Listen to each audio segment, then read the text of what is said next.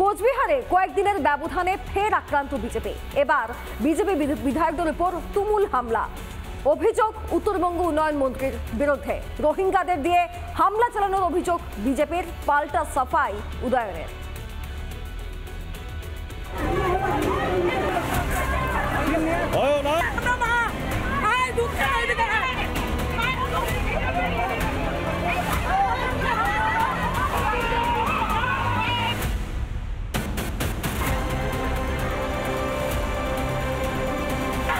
যে ন্যক্কারজনক ঘটনা ঘটিয়েছে এর তীব্র বিরোধিতা জানাচ্ছি। দিদি কি বলছেন? রূপশ্রী, কন্যাশ্রী আর লক্ষ্মী ভান্ডার দিয়ে সবাইকে কিনতে চায়। দিনহাটা সেটা কোথায়? এটা কি পশ্চিমবঙ্গ বা ভারতবর্ষের বাইরে? মানুষের মতামত জানানোর কোনো অধিকার নাই। এইখানে সাধারণ কর্মীদের উপরে যে নির্যাতন চলছে, বিশেষত বিজেপি কর্মীদের উপরে, তার কোনো প্রতিকার নাই। তৃণমূলের হাতে আক্রান্ত কর্মীদের দেখতে যান বিজেপি বিধায়করা। দিনহাটা যাওয়ার পরই বিজেপি বিধায়কদের ওপর চড়া হয় তৃণমূলের দুষ্কৃতীরা।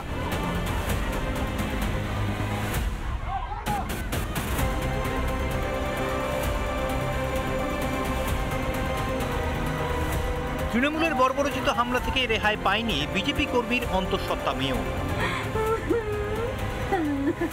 যে পরিস্থিতি, মেয়ে বা বাচ্চাকে যে সুস্থভাবে আমি বাড়ি নিয়ে যাব সেটা তো এখনও বলতে পারছি না। মেয়ে খুব অসুস্থই আছে এবং ডাক্তারবাবু বলছে যে বাচ্চা খুব অসুস্থই আছে। তৃণমূলের বিরোধিতা করা যাবে না, সে গর্ভবতী হোক আর অসত্যিপর বৃদ্ধাই হোক, তৃণমূলের কাছে কারোর কোনো রেহাই নেই।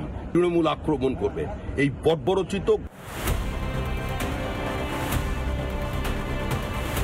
আবার উত্তরবঙ্গ উন্নয়ন দপ্তরের মাননীয় মন্ত্রী, তার নেতৃত্বে বহিরাগত মহিলাদের এনে, রোহিঙ্গা মহিলাদের এনে তারা আমাদের পথ আটকে দিয়েছেন।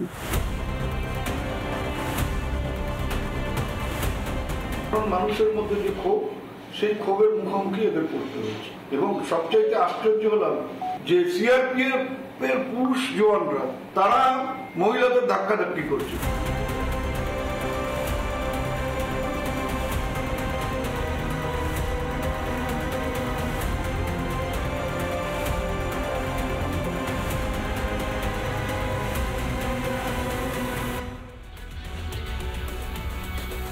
আদিবাসী নেত্রীর অপমান, এই নিয়ে মুর্শিদাবাদে আড়াআড়াইভাবে বিভক্ত হয়ে গিয়েছে তৃণমূল। একাংশ অপমানকারী পক্ষে তো অপর অংশ বিপক্ষে সরব। মুর্শিদাবাদে মুসল পর্বটা তুঙ্গে। আমরা এসেছিলাম, এসে আমরা যতটুকু দেখলাম তাতে এই অভিযোগটা সম্পূর্ণ মিথ্যা। এই ধরনের কোনো আচরণ সভাপতি করেনি। আমার যেটুকু জানা আছে যে পিটার হাসদা যে বাইট দিয়েছেন উনি সম্পূর্ণ মিথ্যা অভিযোগ করেছেন। মনে হচ্ছে যে মসিউর সাহেব এখানে ও অনেক বড় লোক, তাকে হয়তো কিছু টাকা পয়সা দিয়ে হয়তো দু একটা মিথ্যা অভিযোগ বলে দিয়েছেন।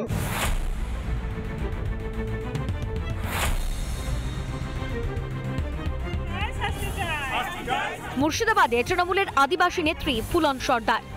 অভিযোগ, তাকে জাতি তুলে কটু কথা বলেন সাগরদিঘি পঞ্চায়েত সমিতির সভাপতি মসিউর রহমান। আমাদের সাঁওতালি ভাষায় গালাগালি করেছে, সাঁওতাল বলেছে, মাতাল বলেছে, নিচু জাত বলেছে, অনেক রকমের অত্যাচার করেছে। এবার মসিউরের হয়ে ব্যাট ধরলেন তৃণমূলের আদিবাসী নেতা পিটার হাসদা। তবে তাকে পাল্টা দিতে ছাড়েননি আরেক আদিবাসী নেতা তথা পঞ্চায়েত সমিতির সদস্য শ্যাম মার্ডি।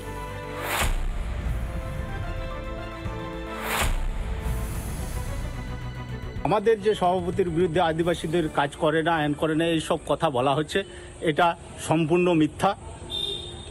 সভাপতি সাহেব আদিবাসীদের কাজ করার জন্য অনেক করেছেন এবং আরও করতে চাইছে। অনেক বড় লোক, তাকে হয়তো কিছু টাকা পয়সা দিয়ে হয়তো দু একটা মিথ্যা অভিযোগ বলে দিয়েছেন, মানে তার মুখ দিয়ে প্রকাশ করতে চাইছেন। আর এটাও ঠিক যে আমার যেটুকু জানা আছে যে পিটার হাসদা আদৌ তিনি সাঁওতাল কিনা আমার সন্দেহ আছে।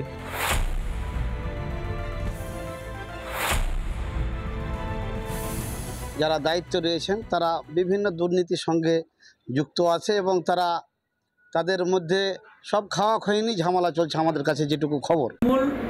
আদিবাসীদের মধ্যে সবসময় গণ্ডগোল লাগিয়ে রাখতে চায়। আদিবাসী সমাজকে তৃণমূল কখনোই পছন্দ করে না।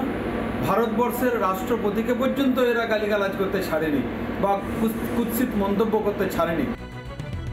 একসময় দেশের আদিবাসী রাষ্ট্রপতিকে অপমান করেছিলেন তৃণমূলেরই নেতা। এবার দলের মধ্যেও সম্মান পেলেন না আদিবাসী নেত্রী। জানিয়ে আবার তৃণমূলেই কোন্দল।